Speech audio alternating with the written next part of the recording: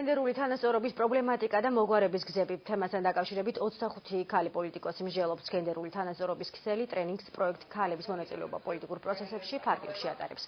მიზანი გენდერული თანასწორობის მიმართ ცნობიერების ამაღლება და ქალების პოლიტიკური ჩართულობის უზრუნველსაყოფად უნარჩვევების ჩამოყალიბება. სწავლება ორდღიანია. ჩვენ გვინდა რაც შეიძლება მეტი ქალი ვიხილოთ გადაწყვეტილების მიღების დონეზე და ახლოვდება მართალია არც მალე, მაგრამ ახლოვდება 2016 წლის საპარლამენტო არჩევნები. დავიწყეთ მზადება იმისათვის, რომ ქალებმა შეძლონ მოტივაციის გაზრდა ქალებში და ქალების დაწინაურება, რომ მოვიდნენ პოლიტიკაში. რაც უფრო მეტი ქალბატონი გვეყოლება პოლიტიკაში ჩართული, მიმაჩნია, რომ პოლიტიკა უფრო დაბალანსებული იქნება.